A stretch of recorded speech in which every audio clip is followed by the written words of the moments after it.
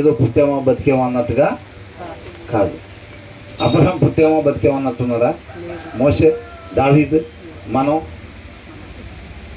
తేడాగా చేశాడా దేవుడు? ఏమన్నా మనల్ని యాజ్ ఇట్ ఈజ్గా ఎలా చేశాడో అబ్రహాంని స్పెషల్గా తయారు చేశాడు అని ఉందా? స్పెషల్గా తయారు చేసింది ఎవరిని లేదు. ఆ సబ్మిషన్ బట్టే ఎందు నిమిత్తం నన్ను ఇచ్చాడో క్షణం కూడా పోకూడదు దాంట్లో వృధాగా. ఆ యొక్క జాగ్రత్త కీర్తనకారుడు అంటున్నాడు, వాక్యాన్ని బట్ల అంట ఆయన హృదయం అంతా వణుకుతుందంట. ఆ అనుభవంలో గుండా మనం ప్రవేశించాలి, ఆ అనుభవంలో గుండా ప్రయాణం చేయాలి మన జీవితంలో. అర్థమవుతుందండి? అది మనం అలాగా ఉండాలన్నమాట ప్రతి ఒక్కరు కూడా. దేవునికి మహిమ కలుగును గాక. ఎన్నో వచ్చిన 153. నేను మరచువాడును. దేన్ని మర్చిపోడంట ఆయన? వాక్యాన్ని అంత ఎప్పుడు కూడా మర్చిపోడంట. అసలు అర్థమవుతుందండి? వాక్యాన్ని అసలు ఎప్పుడు మర్చిపోడు. కానీ నా శ్రమను విచారించి నన్ను విడిపింపుము అని అంటున్నాడు. యేసయ్య ఏం చేస్తాను అంటున్నాడు? మనల్ని విమోచిస్తాను అని అంటున్నాడు. మీరున్న స్థితిలో నుంచి, మీరు పోగొట్టుకున్న స్థితిలోనికి మరలా నేను మిమ్మల్ని నడిపిస్తాను అని చెప్తా ఉన్నాడు. వాక్యాన్ని అనుసరించేటప్పుడు, వాక్యం అనేది ఏంటి? ప్రతి వ్యక్తి ఉండాల్సిన విధానం అన్నమాట. అర్థమవుతుందండి? ఏ రీతిగా మాత్రమే మనిషి ఉండాలో వాటికి సంబంధించిన మాటలు వాక్యంగా రాయబడినాయి అన్నమాట. వాక్యాన్ని అనుసరించడం ఏదో చేయటం కాదు, ఒక మనిషి ఉండాల్సిన రీతిగా మాత్రమే ఉండటం, అంతే. అర్థమవుతుందండి? కీర్తనకారుడు అంటున్నాడు, నీ ధర్మశాస్త్రమును మరచువాడను కాను. అంటే నేను ఉండాల్సిన రీతిగా మాత్రమే నేను ఉంటాను, ఉండాలి అని ఆశపడుతూ ఉన్నాడు. కాబట్టి అప్పుడు ఉండాల్సిన రీతిగా మాత్రమే మనిషి ఉండేటప్పుడు ఏమైంది? ఇప్పుడు ఈ ప్రస్తుతానికి దుష్టలోకంలో ఉన్నాం కదా మనం, అవునా? ఈ లోకాధికారి ఎవరు? అపవాది. మొత్తం చాలా వరకు మొత్తం కరప్ట్ చేసేసాడు. ఆ లోకంలో మనం ఉంటున్నాం కాబట్టి మనం ఉండాల్సిన రీతిగా మనం ఉండేటప్పుడు మనకి ఏమి ఎదురవుతాయి? శ్రమలు, వేదనలు, బాధ, దుఃఖం, అవమానాలు, నిందలు, అవహేళనలు ఇవే ఎదురవుతూ ఉంటాయి. అవునా కదా? మనం దేని ద్వారా జీవిస్తాం? విశ్వాసం ద్వారా మనం జీవిస్తాం. ఇవి కొంతకాలం మాత్రమే ఇవి మనకి ఉంటాయి. తర్వాత శాశ్వతమైనగా మేము తండ్రితో పాటు ఉంటాం అన్నమాట. అవునా కదా? ఆయన కృపను బట్టి సత్యం మనకి తెలియజేయబడింది కాబట్టి ప్రతి ఒక్కళ్ళు కూడా నిరీక్షణ కలిగి వీటిని మహానందంగా భావించుకొని మనం దేవుని మహింపరిచేవారుగా ఉండాలి అంటున్నాడు. నేను వాక్యానుసారంగా మాత్రమే ఉంటాను, దాన్ని విడిచిపెట్టను. కాబట్టి నాకు ఆటోమేటిక్గా శ్రమలు వస్తాయి. ఆ శ్రమను బట్టి నేను ఎంతగా వాక్యానుసారంగా ఉంటున్నానో దాన్ని చూసి నన్ను ఏమంటున్నాడు? విడిపించు ప్రభువా అని వేడుకుంటాడు. కీర్తన కాదు, ఇది ఒక ప్రార్థనా కీర్తనగా మనం అనుకున్నాం. అవునా? ప్రార్థన కీర్తన అసలు ఎలా మొదలు పెట్టుకున్నాడు చూడండి. ఆయన నిత్యావసరాల గురించి, దాని గురించి, దీని గురించి మన బ్రదర్ అన్నట్టుగా ఆయన గురించి ప్రార్థనలో కనబడుతుందా? ఆయన దేని గురించి అసలు ఆయన బాధ అంతా? ప్రతి ఒక్కటి. ఇప్పుడు ఇట్లా ఉన్నాడంటే వాళ్ళ అబ్బాయో, వాళ్ళ అమ్మాయో, వాళ్ళ భార్యో ఉంటే వాళ్ళు ఎట్టుంటారు? ఇంటి యజమానుడు ఇటువైపు ఉంటే, అవునా కదా? ఇంటి యజమానుడు ఎప్పుడైతే క్రీస్తుతో నాటబడి ఉంటాడో ఆ ఇల్లు ఆల్మోస్ట్గా దేవుడి నామానికి మహిమకరంగా జీవిస్తూ ఉంటారు. ఎందుకంటే ప్రతి ఒక్కరు భార్య చూపు కూడా భర్త వైపు ఉంటుంది, పిల్లల చూపు కూడా తండ్రి వైపు ఉండిద్ది. ఏం చేస్తూ ఉన్నాడు? ఆయన నిత్యం ఏంటి? ఆయన ప్రార్థన చేసుకునే సమయం, వాక్యం చదువుకునే సమయం, ఆయన మాట్లాడే తీరు, ఆయన చూసే చూపు తీరు, ఆయన ప్రవర్తన, ఆయన జీవిత విధానం తీరు పిల్లలు చక్కగా గమనిస్తూ ఉంటారు ఎనీ టైం. అర్థమవుతుందండి? కాబట్టి వాళ్ళు దాన్ని అలవాటు చేసుకుంటారు అన్నమాట. అంటే కీర్తనకారుడు ఒకరి గురించి మనకు తెలియబడతా ఉంది. ఆ కుటుంబం కూడా ఏ రీతిగా ఉంటుందో మనకి అర్థమైపోయింది. ఒక ఇంటి యజమానుడు అలా ఉంటే అసలు కుటుంబం ఎలా ఉంటుంది? అవునా కదా? మనకు లోక సంబంధం ఒక సామెత ఉంది, ఏమని?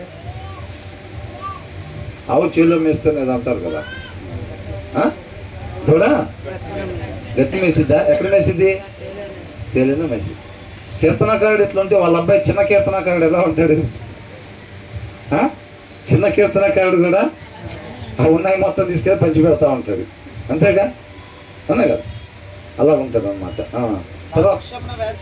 నా పక్షమున వ్యాజ్యమాడి నన్ను విమోచింపుము. నీవిచ్చిన మాట చొప్పున నన్ను బ్రతికింపుము. మన పక్షాన దేవుడు వ్యాజ్యమాడాలంటే మనం ఎలాగ ఉండాలి? ఫస్ట్ వాక్యానుసారంగా ఉండాలి. నువ్వు ఉండాల్సిన రీతిగా ఎప్పుడైతే ఉంటున్నావో నీకు నేను తోడుగా ఉంటాను అంటున్నాడు. నిన్ను ముడితే నా కనుగుడ్డును ముట్టినట్టే అంటున్నాడు. అర్థమవుతుందండి? మనం ఉండాల్సిన రీతిగా లేకుండా ప్రభువా ప్రభువా ప్రభు అని అడుగుతున్నాం అనుకోండి, పక్కనే ఉన్న పలకడం. అవునా కదా? పక్కనే ఉన్న పలకడం, అంతేనే కదా? కాబట్టి ఈయనేమంటున్నాడు? నా పక్షమున వ్యాజ్యమాడి అని అంటున్నాడు. ఈయన ఎలా ఉండి ఎట్లా పడితే అట్లా జీవిస్తా నా పక్షమున వ్యాజ్యమాడి అంటున్నాడా?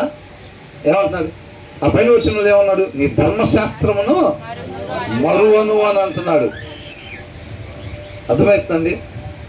అన్యాయం చేయాల్సి వస్తే ప్రాణాలు వదిలిపెడతామే తప్ప న్యాయాన్ని తప్పటం ఉండదు. ఒకసారి జరిగింది పొరపాటు, పండు తినద్దంటే తిన్నాం, ఇక ఎప్పుడు కూడా నా జీవితంలో అది జరగకూడదని ఆశపడతా ఉన్నాడు అనమాట. అవునా? ఆయన భయం అదే, ఆయన వణుకదే. ఏముందండి? అబద్ధం ఆడితే కూడా తప్పేనా? దానికే ఉరి శిక్ష చేస్తారా? సీరియల్స్ ఏదో ఒక 2-3 సీరియల్స్ టైంపాస్గా ఇప్పుడు దా కష్టపడ్డా ఏదో ఒక 2 సీరియల్స్ చూస్తే తప్పేనా? అవునా? మరి అపవాదం చేసింది కూడా ఏంది? అప్పుడు దాకా ఆరాధన చేశాడు భయంకరంగా, ఏదో ఆ కుర్చీలో ఆశపడ్డాడు అంతే. అంతేనా? అంతేనా? అవ కూడా ఏం చేసింది? జస్ట్ కొద్దిగా పండు తిని ఆకలేసి, అంతేనా? జస్ట్ ఏదో 2 సీరియల్స్ చూసాం, ఏదో 4 అబద్ధాలు ఆడాం, దానికేనా? చిన్న చిన్న తప్పుల్లాగా కనపడతాయి మనకి. అపవాదం ఏం చేస్తాడంట? సులువుగా చిక్కుల దగ్గరికి ఇచ్చేస్తాడంతే. అర్థమవుతుందండి?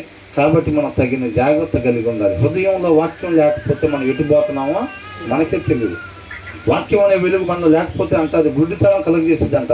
మనం ఎటుపోతున్నామో మనకే తెలియదంట.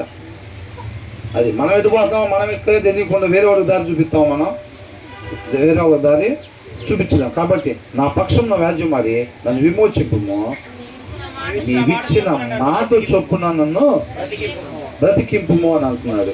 154 ఇక్కడ ఏమనుంది? Preserve my life according to your promise అని అంటాడు. ప్రామిస్, వాగ్దానం ఇచ్చాడు దేవుడు మనకి. అర్థమవుతుందండి? అంటే అర్థమైందా? ఏమనంటాడు? నీవు ఇచ్చిన వాగ్దానం చొప్పున నన్ను బ్రతికింపుము అని అంటున్నాడు. ఏమి ఇచ్చాడు వాగ్దానం? నిత్య జీవాన్ని ఇస్తాను, నువ్వు పోగొట్టుకున్న స్థితిని మరలా నీకు దయచేస్తాను అని అంటున్నాడు. నువ్వు ఇచ్చేవు కదా ప్రభు మాట, ఆ మాట చొప్పున నన్ను బ్రతికింపుము ప్రభు అని అంటున్నాడు.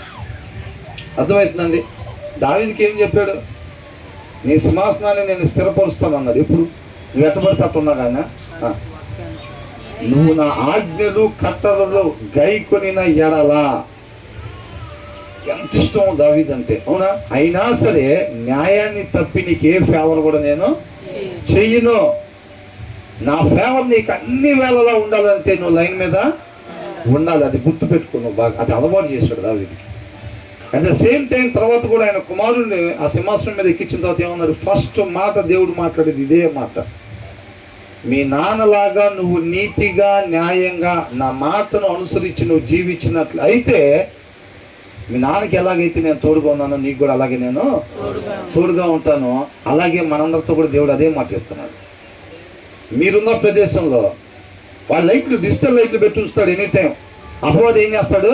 నీతిగా న్యాయంగా ఉండకుండా మనం అన్యాయంగా ఉండటానికి, అధర్మంగా ఉండటానికి ఆకర్షణీయమైన ఆఫర్లు ముందు పెట్టి ఉంచుతాడు.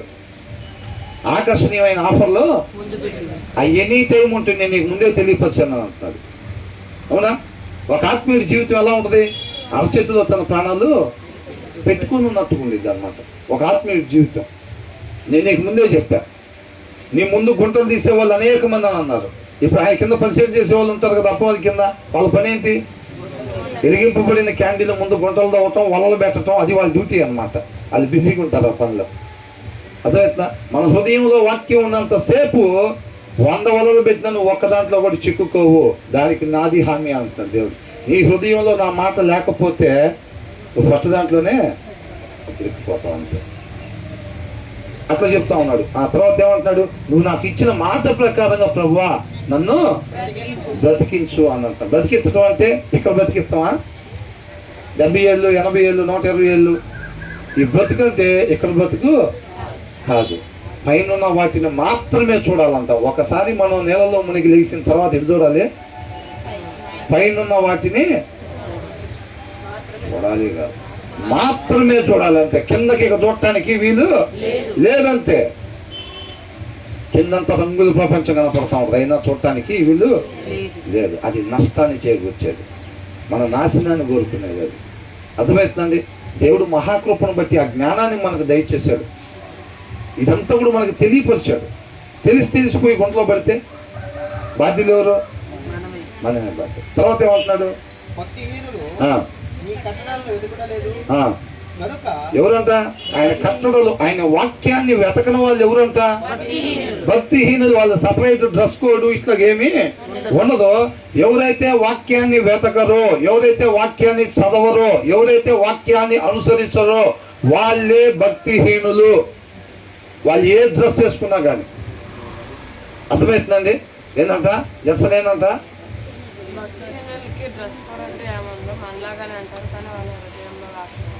ఎవరైతే వాక్యాన్ని చదవరో, అవునా, వాక్యాన్ని చదవరో, దాన్ని అనుసరించరో వాళ్ళే భక్తిహీనులు అని అంటున్నాడు. భక్తిహీనులు నీ కట్టడలను వెతుకుటలేదు. వెతకటం అంటే ఏంటి? వాక్యాన్ని చదవటం, ఏది సత్యం, ఏది చేయమంటున్నారు, కరెక్ట్గా ఎలాగుండమని చెప్తున్నారు, నేను అలాగే ఉంటాను. వెతకటం ఏంటి? ఆయనగా తెలుసుకోవటం అన్నమాట. అర్థమైందండి? దేవుడు ఏమన్నాడు? నన్నుగా మీరు తెలుసుకొని నీ కుమారులకు వాళ్ళ కుమారులకు నువ్వు తెలియపరచాలి. అది మనందరికీ, అబ్రహాం దగ్గర నుంచి, మోషే దగ్గర నుంచి, మనకి దావీదు దగ్గర నుంచి అందరికీ చెప్పిన మాట. అది మనతో సహా దేవుడు చెప్తా ఉన్నాడు అన్నమాట. ఆయనగా తెలుసుకోవాలి. తెలుసుకుంటా అది మన పిల్లలకి మన ప్రవర్తన ద్వారా తెలియపరుస్తూ ఉండాలి. అట్ ద సేమ్ టైం ఆయన కృప చూపించి మన వల్ల దాకా కూడా మనం ఉంచారనుకోండి, వాళ్ళకు కూడా తెలియపరచాలన్నమాట. అర్థమవుతుందండి? అట్లా అంటున్నాడు, భక్తిహీనులు నీ కట్టలను వెతుకుటలేదు గనుక. ఏం దూరం ఉందంట? ఆయన కట్టలను ఎతకపోతే, వాక్యాన్ని చదవకపోతే ఏం దూరం అయిపోతుంది? రక్షణ దూరం అయిపోతుంది అన్నమాట. అసలు దూరం అయిపోతున్నట్టే. అర్థమవుతుందండి? వాక్యాన్ని దాని కొరకు చదవాలన్నమాట. అందుకు రక్షణ వదిలిపెట్టుకోవటానికి కీర్తనకారుడు ఇష్టపడట్లేదు. మన పరిస్థితి ఏంటని అడుగుతున్నాడు దేవుడు. నువ్వు నేను ఎలాగున్నావు ప్రశ్నించుకోవాలి. ఆయన కృపను బట్టి ఒక వచనాన్ని మన ముందు పెట్టాడు, పలానా వాళ్ళు ఇలా ఉన్నారు అని అంటే ఇమ్మీడియట్గా మనం చేయాల్సిన పని ఏంటంటే, నువ్వు ఎలాగున్నావు అని దేవుడు అడుగుతున్నాడు అని అర్థం. నువ్వు కూడా ఇలాగే ఉన్నావా, లేకపోతే కనుక సరి చేసుకోని అంటున్నాడు ఆయన కృపను బట్టి. అర్థమవుతుందండి? గనుక భక్తిహీనులు నీ కట్టడలను వెతుకుటలేదు గనుక రక్షణ వారికి దూరముగా ఉన్నది. ఏది సత్యమో, ఏది మనిషి ఉండాల్సిన విధానమో దాన్ని వెతికి దాని ప్రకారంగా ఉండటానికి ఇష్టపడకపోతే మనకి ఏం దూరం అవుతుంది? రక్షణే దూరం అయిపోతుంది అన్నమాట. అంతకన్నా విలువైంది లేదు. అర్థమవుతుందండి? కాబట్టి ఎలా పడితే అలా ఉండటం, ఏదనిపిస్తే అలా ఉండటం కాదు. ఎలాగ మాత్రమే ఉండాలో అలాగ మాత్రమే ఉండటానికి మన ఆలోచనని దాని మీద కేంద్రీకరించాలి. అర్థమవుతుందండి? అలాగ మాత్రమే ఉండాలి. ప్రతి క్షణం విలువైంది, ప్రతి క్షణం విలువైంది. ఏదో చాలా ఇస్తాడు ఇట్లాంటి క్షణాలు దేవుడు అని చెప్పి ఏదో ఊరకనే అట్లాగా గడపటం కాదు. ప్రతి క్షణం విలువైంది. దాన్ని మనం ఆయన చిత్తానుసారంగా జీవించాలి. తర్వాత యెహోవా నీ కనికరములు మితి లేనివి. ఇంగ్లీష్ లో గ్రేట్ అని ఇచ్చాడు. అవునా? Your compassion is great lord అని ఇచ్చాడు. ఎంతో గొప్పది అని అంటాడు ఆయన కనికరం. అవునండి? నన్ను బ్రతికింపు అని అంటాడు. దేని బట్టి అంటే మనిషి బ్రతికేది? మనిషి రొట్టె వల్ల మాత్రం కాదు, దేవుడి నోట నుంచి వచ్చే ప్రతి మాట వలన బ్రతుకుతాడు. పోతే ప్రాణం పోయిద్దండి. రొట్టె తినకపోతే ఏం పోయిద్ది? ప్రాణం పోయిద్ది. అంతేనా? అదే ఆయన మాట భుజించకపోతే శాశ్వతమైన మరణానికి గురవుతాం. అవునా కదా? ఇప్పుడు యేసయ్య కూడా తండ్రి మాటను భుజించారు, కానీ మామూలుగా ప్రాణం పోయింది. ఏమన్నా నష్టపోయారా? ఏం లేదు. రేపు మనం కూడా ఈ వాక్యాన్ని భుజించి నీతి న్యాయంగా జీవించేటప్పుడు మామూలుగా ప్రాణం పోయితే అది మనల్ని ఏమి చేసేది కాదు. మరణపు ముళ్ళుని దేవుడు విరిచాడు, దానికి శక్తి లేదు, ఇంకా శక్తి లేదు. అర్థమవుతుందండి? మరణాన్ని దాడతాము, తర్వాత నిత్య జీవంలోకి ప్రవేశిస్తాం. ఆ మరణం మనం ఏమీ చేయలేదు. అర్థమవుతుందండి? కాబట్టి మన నిత్యము బ్రతికింప చేసేది ఆయన మాట అన్నమాట. అందుకని ఏమంటున్నాడు? యెహోవా నీ కనికరములు మితిలేనివి, నీ న్యాయ విధులను బట్టి నన్ను బ్రతికింపు. అవి కాకుండా మనల్ని ఇక బ్రతికిచ్చేది లేదు. దేవుని వాక్యము కాకుండా ఈ లోకంలో ఉన్న డబ్బు, బంగారం, పేరు, పలుకుబడి ఏది కూడా మనల్ని నిత్య జీవంలోకి నడిపించలేదు. పోగొట్టుకున్న స్థితిలోనికి మరలా మనల్ని నడిపించలేదు. కేవలం దేవుని వాక్యము మాత్రమే మనల్ని తండ్రి యొద్దకి నడిపించిద్ది. కాబట్టి ఏమని అంటున్నాడు? నీ న్యాయ విధులను బట్టి నన్ను బ్రతికింపు. ఇలాంటి వాక్యాన్ని వారానికి ఒకసారి చదవచ్చండి. ఇలాంటి వాక్యాన్ని కీర్తనకారుడి జీవితంలో వాక్యం తీసేస్తే ఏమున్నట్టు? మన జీవితాల్లో అన్నీ ఉన్నట్టేనా? ఆ కీర్తనకారుడి జీవితంలో అయితే ఏం లేనట్టేనండి. మరి మన జీవితంలో ఇల్లు ఉంది, కారు ఉంది, బంగారం ఉంది, ఆరోగ్యం ఉంది, చాలా ఉన్నాయండి. వాక్యం లేకపోతే మన జీవితంలో అలా అనిపిస్తుందా? దావీదు తప్పు చేస్తే సమస్తం కోల్పోయినట్టుగా భావించుకున్నాడు. అవునా? అప్పటికి అధికారం పోయిందా? అధికారం పోలా. డబ్బు పోయిందా? డబ్బు పోలా. పేరు పోలా. పలుకుబడి పోలా. యుద్ధాలు ఏమి స్టార్ట్ అయిపోలేదు అప్పటికే. అవునా? అలాగే ఉన్నాడు. అయినా ఏమనుకున్నాడు? దేవుడు లేడు, ఆయన ఆత్మ నా నుంచి విడిపోతుంది, కాబట్టి నేను సమస్తం కోల్పోయి ఈ మట్టి మొత్తం నా చుట్టూ ఉందని అనుకున్నాడు. ఏంటంటే ఆ మట్టి, ఆ డబ్బు, హోదా, పలుకుబడి, ఆరోగ్యం, ఇవన్నీ ఈ మట్టి ఉంది తప్ప నా చుట్టూ విలువైంది లేదు అని అనుకున్నాడు. అర్థమవుతుందండి? కాబట్టి మనం ఆ కృపను బట్టి ఆయన ఇచ్చిన క్షణం దేని కొరకు ఉపయోగిస్తున్నాం క్షణం విడిచిపెట్టద్దు. పిల్లలు ఎలా తయారు కావాలంటే అలా తయారవ్వాలి. ఎలా సబ్మిట్ చేసుకోవాలంటే దేవుని వాక్యానికి అలా సబ్మిట్ చేసుకోవాలి. మన సత్తా ఏందో పిల్లలు పెంచే దాంట్లో చూపించాలి. ఒకవేళ మనవడిని అప్పగించాడా, మనవరాల్ని దేవుడి నామానికి మహిమకరంగా ఎలా పెంచాలో మన సత్తా ఏందో చూపించాలి. మన ఆత్మీయంగా మనం జీవించే విషయంలో అలాగే ఉండాలి. అట్ ద సేమ్ టైం గర్భఫలం దేవుడిచ్చు బహుమానం, ఆ బహుమానాన్ని ఆయన నామానికి మహిమకరంగా ఏ రీతిగా పెంచాలి. నీ పిల్లోడు, నీ పిల్ల, నువ్వు ఎక్కడికైతే వాళ్ళ ఆఫీస్కి వెళ్తారో, ఎక్కడైతే పని చేస్తున్నారో, వాళ్ళు ఎక్కడ సెంటర్లో మాట్లాడుతున్నారో, ఎవరింటికి వెళ్ళి ప్రవర్తిస్తున్నారో, ఎలా పెంచారా వీళ్ళు అట్లాగా అని అనుకోవాలి. క్రీస్తు కనపడాలి అట్లాగా 4Kలో చూసినట్టుగా. అర్థమవుతుందండి? వాళ్ళ మాట తీరు, వాళ్ళ ప్రవర్తన ఎక్కడికి వెళ్ళినా కానీ మనం అలాగా చాలా పని ఉంది. చేతి నిండా పని ఉంది మనకు. అసలు చేతి నిండా పని ఉంది. సమయం కొద్దిగా ఉంది. టైం సాలదు, అసలు చాలా చేయాల్సింది ఉంది నేను అనే ఒక భావన మనకు కలగాలి. అర్థమవుతుందండి? సాయంత్రం దాకా ఏం చేయాలో ఏం ఆదివారం ఇవాళ ఏం పని లేదు. అలా ఉండకూడదు. చాలా పని ఉంది. ప్రతి క్షణం కూడా ఆయన పోలిక పిల్లలకు వచ్చేటట్టుగా మనం చెయ్యాలి, మాదిరిని కనపరచాలి. ఆ తర్వాత ఏమంటున్నాడు? నన్ను తరుమువారును, నా విరోధులను అనేకులు అయినను. ఉంటారా లేదా? వాక్యాన్ని అనుసరించే వాళ్ళని తరిమే వాళ్ళు, విరోధులు ఉంటారా లేదా? ఎందుకు తరుగుతున్నారా? డబ్బులు లాక్కుందామని తరుగుతున్నారా? కీర్తనకారుడు అంట తరుగుతున్నారంట. ఏముంది కీర్తనకారు దగ్గర? ఆస్తులు ఉన్నాయా? మరి ఏమి ఆరోగ్యం లాక్కుంటారా? మరి ఏం చేయాలి? వాళ్ళకి ఏం కావాలి? తప్పించాలి. అవునా? ఆయన ఆత్మీయత జలబట్టాలంటే ఆ పరిచర్యలో బిజీగా ఉన్నారు వాళ్ళు. అవునా కదా? వాళ్ళ పని ఏంటంటే, ఆ పరిచర్యలో చేరిన వాళ్ళ పని ఏంటంటే, ఎలుగున్న క్యాండిల్ ముందు గుంటలు తీయటం, వలలు పెట్టడం, అనేక మందిని తయారు చేసుకోవటం, శుభ్రంగా అందరూ కలిసి విశాల మార్గంలో నరకానికి పోవటం. అర్థమవుతుందా? కాబట్టి ఏమంటున్నాడు? నన్ను తరుము వారును, నా విరోధులను అనేకులు అయినను. అయినా ఏందంట? నీ న్యాయ శాసనముల నుండి, అంటే వాక్యము నుండి నేను తొలగకయున్నాను. కీర్తనకారుడికి బాగా అంటే బాగా తెలిసిన విషయం ఏంటంటే, నా జీవితంలో వచ్చే ప్రతిదీ కూడా నన్ను లైన్లో నుంచి కిందకి దింపటానికే. అర్థమవుతుందండి?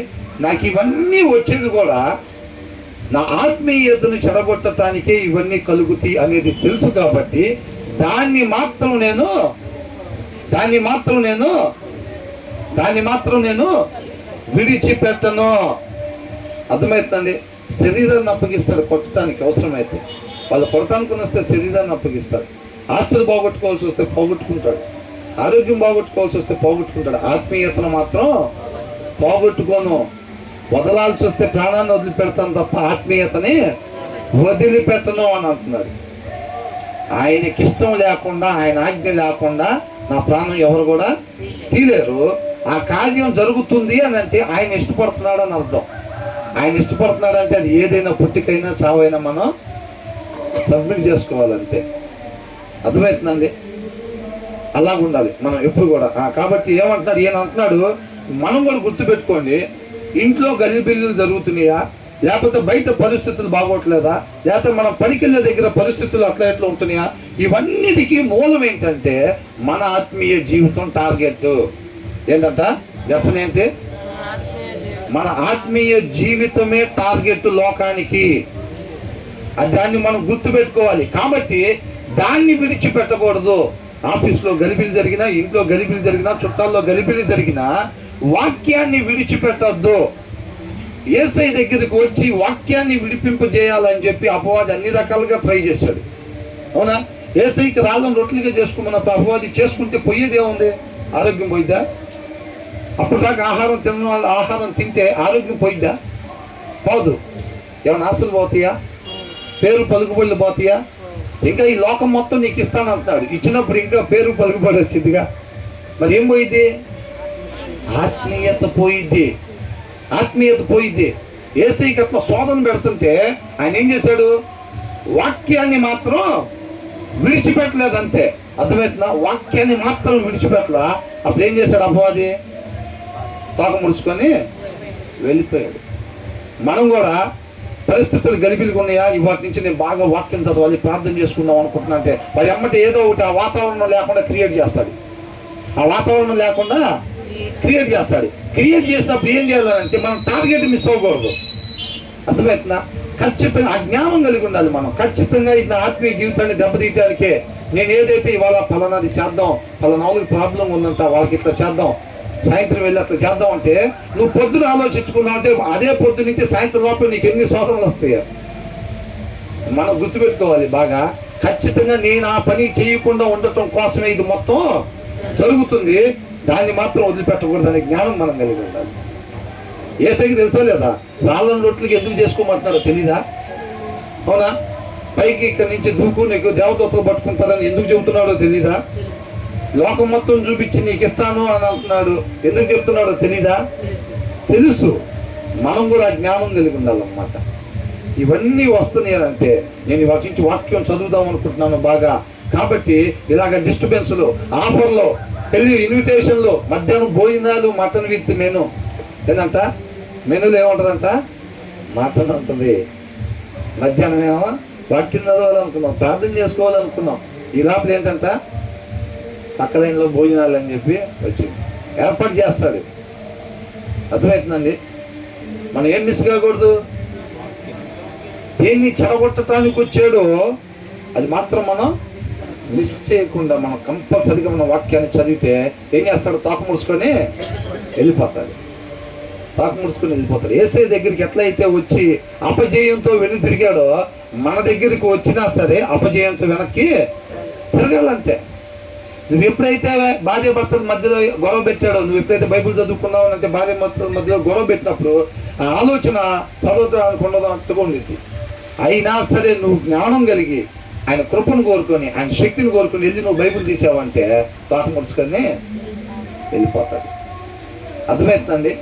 మనం అయినా సరే మనం అలాగ ఉండాలి. తర్వాత ఏమంటున్నాడు? ద్రోహులను చూచి. ద్రోహులు అంటే ఎవరు? వాక్యాన్ని అనుసరించేవాళ్ళు. ఇంగ్లీష్లో ఏమనుందంటే I look on the faithless with loathing అని అన్నాడు. అంటే ఫెయిత్లెస్, విశ్వాసం లేని వాళ్ళు అని. ప్రతి విశ్వాసి కూడా దేని ద్వారా జీవించాలి? విశ్వాసము ద్వారా మాత్రమే మనం జీవించాలి. విశ్వాసము ద్వారా మాత్రమే మనం జీవించాలి. అందుకనే మన జీవితంలో ప్రతి క్షణం కూడా అక్కడ ఉండబోయే దానికి మనం ఏమి చేయాలో దానికి సంబంధించిన క్రియలే కనపడుతూ ఉండాలి. ఈ లోకస్తులకు దాన్ని చూసినప్పుడు ఎలా ఉంటుంది? వెరితనంగా ఉండిద్ది. ఏంద్రా నువ్వు చేసే పనులేంది, అందరూ తలా ఒక రూపాయి కూడబెట్టుకుంటుంటే నువ్వేమో నీ చేతుల కష్టాన్ని తీసుకుని వెళ్ళి వాళ్ళకి పంచి పెడతావేంద్రా అని అనుకుంటాడు. వీళ్ళకి ఎంత కనపడిద్ది? వెర్రి వాళ్ళలాగా వెర్రి పనులు చేస్తున్నట్టుగా మనం కనపడిద్ది అనమాట. అయినా సరే మనం అవి చేసుకుంటాం, ముందుకు ఈ లోకంలో పోతా ఉండాలి. అది సరైన మార్గంలో మనం వెళ్తున్నట్టు అనమాట. అర్థమవుతుందండి? సరైన మార్గంలో మనం వెళ్తున్నట్టుగా. అంతే. అందుకనే విశ్వాసం లేకుండా ఎవరు కూడా ఉండకూడదు. ఈ లోకంలో ఉన్న వాటిని చూసి దాని ప్రకారం మనం జీవించడానికి వీలు లేదు. విశ్వాసం లేని వాళ్ళని చూసి అంటే ఏమనిపిస్తుందంట? అసహించుకుంటుంది అని ఏమంటారు? I look on the faithless అని అంటున్నాడు. వాళ్ళు చేసే విశ్వాసం లేకుండా వాళ్ళు చేసే ప్రవర్తన, ఆ విధానం చూస్తుంటే నాకు అసహ్యం పడుతుందంట. అరే ఉండాల్సిన రీతి అది కాదు కదా, ఎందుకోసం మనం నిర్మించాడు, అలాగుంటున్నాడు ఏంటి అని చెప్పి ఈయనకి ఆ విధానానికి అసహ్యం పడుతుందంట. అర్థమవుతుందండి? ఆ తర్వాత నీవు ఇచ్చిన మాట వాళ్ళు ఏం చేయరంట? లక్ష్య పెట్టరు అని అంటాడు. యెహోవా చిత్తగించుము. ఏంటంటే ఆయనకి ఇష్టమైంది? నీ ఉపదేశము, నీ వాక్యం అంటే నాకు ప్రాణం అని అంటున్నాడు. అవునా? మన జనరల్గా ఎక్కడ వాడతాం? భార్య అలిగింది అనుకో ఏమంటాం? నువ్వంటే నాకు ప్రాణం చెప్పే కదా ఆ రోజే దండలు మార్చుకున్నప్పుడు. అవునా కదా? భర్తను కూడా ఏమంటుంది భార్య? అంతేనే కదా అనేది. మన జనరల్గా ఎక్కడ వాడతాం? మనం ఎప్పుడన్నా మోకాలు వేసినప్పుడు వాడేమా? ప్రభువా నీ మాట అంటే నాకు ప్రాణం ప్రభువా, నాకు సమస్తం ప్రభువా, నాకు ఆధారం అది నాయన అని అన్నావా? అలా పలికితే ఎంత సంతోషపడతాడు దేవుడు అసలు. అవునా కదా? ఇప్పుడు ఏదైనా ఒకటి వండినప్పుడు ఇది వండావా, ఎప్పుడు ఇదే వండుతావు చండాలాగా అసలు అని అంటే తల్లి సంతోషపడిద్దా? గంతులేసిద్దా? ఏమంటది?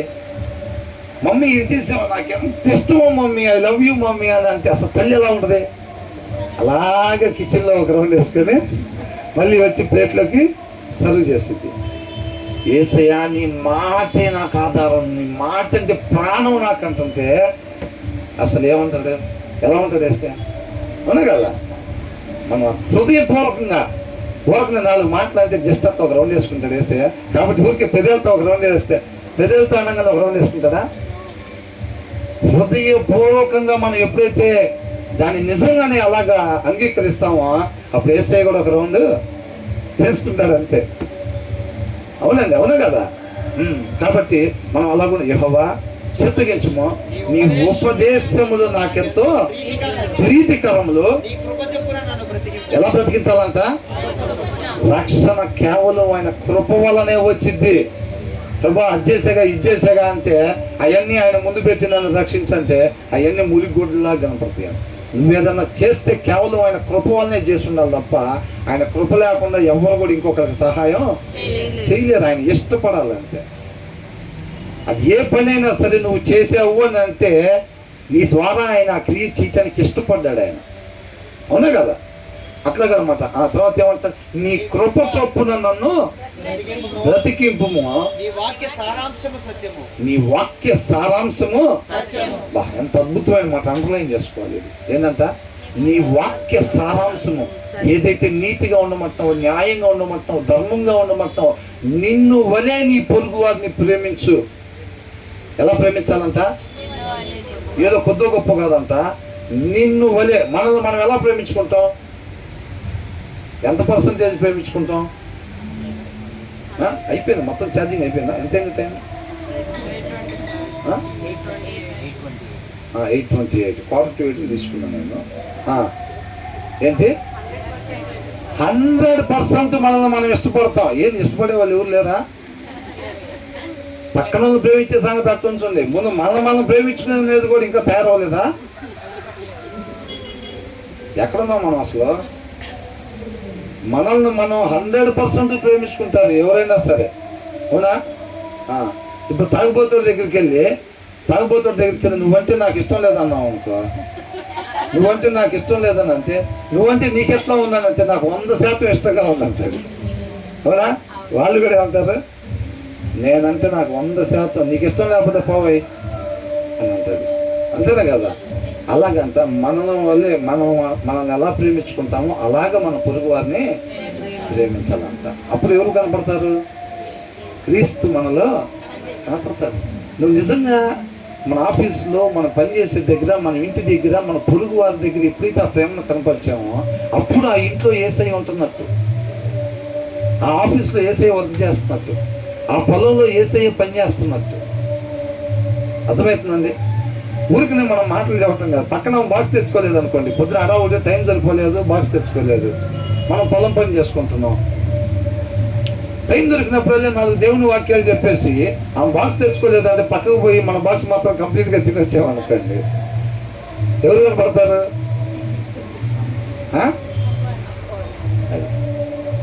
మనం మాదిరి కనపరచాలన్నమాట. అర్థమవుతుందండి? ఆ బాక్స్ని ఏం చేయాలి? షేర్ చేసుకోవాలి. చక్కగా ఇద్దరు షేర్ చేసుకోవాలన్నమాట. అప్పుడు వాళ్ళు ఏ క్యాస్ట్ అయినా సరే నేను కూడా అలా ఉండాలి అని అనుకుంటాను. స్ట్రైట్ లైన్ చూపించావు అనమాట. నువ్వు వాళ్ళుండే వంకల జీవితాన్ని దగ్గర నువ్వేం పెట్టావు? స్ట్రైట్ లైన్ అని నీ జీవితాన్ని కనపరిచేవట. వాళ్ళ ముందు ఎట్లా పెట్టావు? క్రీస్తుని. వాళ్ళ ముందు నువ్వు ఎప్పుడైతే క్రీస్తుని పెట్టావో వాళ్ళు సరి చేసుకుంటారు ఆటోమేటిక్గా. నువ్వు నేను వాక్యంగా కదిలే వాక్యాలుగా తిరుగుతూ ఉండాలి సిటీలో. ఎలాగా? నువ్వు నేను కదిలే వాక్యాల్లాగా ఒక స్ట్రైట్ లైన్స్ లాగా మనం తిరుగుతూ ఉండాలి. నిన్ను నన్ను చూసినప్పుడు నీ ప్రవర్తన నా ప్రవర్తన, నీ మాట తీరు నా మాట తీరు, నీ చూపు నా చూపు చూసినప్పుడు మనం ఎక్కడికి వెళ్ళినా సరే అది కదా స్ట్రైట్ లైన్. మనం స్ట్రైట్ అనుకుంటున్నాము, మన మాట తీరు కరెక్ట్ అనుకుంటున్నాం, ఇది కాదు కదా ఆ మాట తీరు కదా కరెక్ట్. మనం ఏదో చక్కగా చూస్తాం అనుకుంటున్నాం, ఇది కాదు కదా అది కదా చక్కటి చూపు, ఇది కాదు కదా ప్రవర్తన, సరైన ప్రవర్తన, అది కదా సరైన ప్రవర్తన అని మనల్ని చూసినప్పుడు ఒక స్ట్రైట్ లైన్ లాగా కనపడాలి. ఒక వాటర్ టిన్ను నీళ్ళు రావటానికి పోయినా నువ్వు ఒక 2 నిమిషాలు నువ్వు అక్కడ గడిపేవు ఆ షాప్ దగ్గర అంటే ఆ 2 నిమిషాలు క్రీస్తుంటే ఎలా ఉంటుంది అలాగా ఉండాలంతే. అంటే మగవాళ్ళు వాటికి అట్లా ఉండాలా అంటే కాదు. ఒక ఆడవాళ్ళుగా ఒకవేళ క్రీస్తు పుట్టుంటే ఎలా ఉంటారో కూడా అలాగే ఉండాలి. ఒక క్రీస్తు అంటే కేవలం మగవాళ్ళకి సాదృశ్యమా? అట్లేం కాదు. మగవాళ్ళకి చెప్పాడా నన్ను పోలి జీవించమని? ఎవరికి చెప్పారు? ప్రతి ఒక్కళ్ళకి. అవునా? ఒక ఆడపిల్లగా క్రీస్తు ఈ ఇంట్లో ఉంటే, ఈ కాలనీలో ఉంటే, ఈ ఆఫీస్లో ఉంటే ఎలా ఉంటారు అనేది మనం అలాగా జీవించాలి. ఒక్కటేసారి వచ్చే అవకాశం. నిత్యం ఆయన పాదాల చెంత చేరి ఆ కృపని పొందుకుంటా ఆ క్షణాన్ని ఆయన నామానికి మహిమకరంగా ఇంపైన సువాసనగా ఆయన కృపను బట్టి మన జీవితంలో మనకి ఇచ్చిన ఆ క్షణాన్ని ఇంపైన సువాసనగా ఆయన ఆలోచనని ఎరిగి ఎందు నిమిత్తం ఇచ్చాడో దీన్ని మనకి, ఈ క్షణాన్ని, ఈ రోజుని నాకు ఎందుకు ఇచ్చాడో అసలు ఆయన ఆలోచన ఎరిగి ఆ దినాన్ని ఆ రీతిగా గడిపి ఆయన నామాన్ని మహింపరిచేవారుగా ఉండాలి. ఆయన కృపను బట్టి మనం ప్రతి దినము ప్రతి క్షణం ఆ రీతిగా గడుపుకుంటా ముందుకెళ్తా ఉంటే ఆయన ఏదైతే మన ద్వారా సత్క్రియలు చేయాలని ఇష్టపడ్డా మనం రక్షించుకున్నాడో ఆ సత్క్రియలు పూర్తయ్యేంత వరకు కూడా మనం అదే రీతిగా ముందుకి కొనసాగాలి. అర్థమవుతుందండి? తర్వాత ఏమన్నారు చివరిది? నీ వాక్య సారాంశము సత్యము, నీవు నియమించిన న్యాయ విధులన్నీ నిత్యము నిలుచును అని అంటున్నారు. అంటే వాక్యము ఎలా ఉంటుందంట? వాక్యం నిత్యము నిలిచి ఉంటుంది అనమాట. కాబట్టి దేవుడు ఎప్పుడైనా సరే మనకి శాశ్వతమైన దాన్ని ఇస్తాడనమాట. కొంతకాలం ఉండిపోయే కాదు. మనం ఆయన చిత్తాన్ని నెరవేర్చడానికి మనకి ఏమేమైతే కావాలో వాటిని ఇస్తాడు. ఒకవేళ నువ్వు నేను ఆయన చిత్తాన్ని నెరవేర్చడానికి, ఆయన నామాన్ని మహింపరచడానికి, ఆయన మాత్రమే కనపరచడానికి బెంజికారు అవసరం అయితే ఇస్తాడు. అర్థమైందండి? బెంజికారు అవసరం అయితే ఇస్తాడు. 3 స్టేర్లు డాబా దానికి అవసరం అయితే ఇస్తాడు. ఆ పని కొరకు ఏమేమి కావాలో, సాఫ్ట్వేర్ ఉద్యోగం ఇచ్చినప్పుడు ఆయన టేబుల్ ఇవ్వకుండా ఉంటారా? కంప్యూటర్ ఇవ్వకుండా ఉంటారా? ఏసీ పెట్టకుండా ఉంటారా? ఉన్నా కదా? ఇవన్నీ కూడా ఏర్పాటు చేస్తారు. కాబట్టి ఆయన పని కొరకు పంపించినప్పుడు మనకు కావాల్సినవి ఆయన ఇవ్వకుండా వదిలిపెట్టడు. కాబట్టి నువ్వు నేను నీ పిల్లల్ని నా పిల్లల్ని నేను చూస్తున్నాను అనుకుంటే మాత్రం పొరపాటే. ఎవరు చూస్తున్నారు మన పిల్లల్ని? దేవుడే చూస్తున్నాడు మన పిల్లల్ని. ఎక్కడి నుంచి తెస్తున్నాం? ఇప్పుడు నేను ఒక ఆఫీస్లో వర్క్ చేస్తానండి, అక్కడి నుంచి నాకు డబ్బులు తప్పిపోతే నా పిల్లలు తీసుకెళ్ళి ఏం పెడతాను? నేను తీసుకొచ్చి నా పిల్లల్ని పోషిస్తానని అనుకుంటే పొరపాటే. సమస్తాన్ని పోషించేది ఆయనే. 104వ కీర్తన మీరు ఒకసారి చదివితే, మనం ఒకసారి ధ్యానించుకుందాం. అడవిలో ఉన్న వాటికి సింహాలు ఆహారం కొరకు ఆయనకి ఎలా మొదపెట్టుకుంటాయో, ఆహారం కొరకు అవన్నీ కూడా దేవుని వైపు ఎలా చూస్తూ ఉంటాయో మనకు చక్కగా రాయబడింది అన్నమాట. నీళ్ళని అసలు ఎక్కడెక్కడికి నదులు ఉండాలి, సముద్రాలు ఎక్కడికి ఉండాలి, అవి ఆయన ఆజ్ఞించినప్పుడు నువ్వు వెళ్ళిపోయి పలానా దగ్గరికి వెళ్ళు, పలానా బోర్డర్స్లో ఉండు నువ్వు అని ఆ నీళ్ళకి చెప్పినప్పుడు అవి కొండల మీద నుంచి ప్రవహించుకుంటే వెళ్ళిపోయి వాటి స్థానాల్లోకి అవి ఎలాగున్నాయి నేటి దినాల వరకు కూడా అనేది కూడా చక్కగా రాయబడి ఉంది దాంట్లో. 104వ కీర్తన అన్నమాట. ఎక్కడెక్కడో పెద్ద పెద్ద అడవుల్లో ఆ చెట్ల పైన ఉండే పక్షికి ఆహారం ఎవరిస్తున్నారు క్లియర్గా రాస్తుంది దాంట్లో. అర్థమవుతుంది. కాబట్టి సమస్తాన్ని పోషించేది ఆయనే.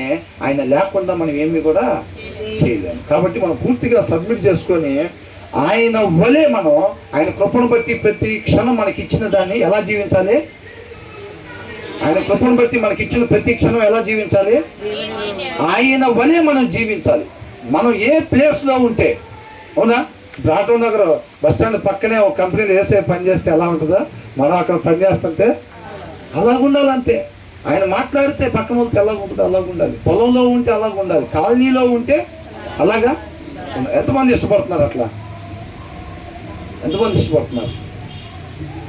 ఆశపడే ప్రాణాన్ని దేవుడు తృప్తిపరుస్తాడు. నిన్న నేడు ఏకరీతి ఉండే దేవుడు. కాబట్టి ఆయన కృప లేకుండా, ఆయన శక్తి లేకుండా, ఆయన ప్రేమ లేకుండా మనం ఏమీ చేయలేము. కాబట్టి నిత్యం ఆయన పాదాల చెంత చేరి ఆ కృపను సమృద్ధిగా పొందుకుంటా ఆయన మాత్రమే కనపరిచేవారుగా, గణపరిచేవారుగా, మహింపరిచేవారుగా మనం ఉండాలి. దేవునికి మహిమ కలుగును గాక.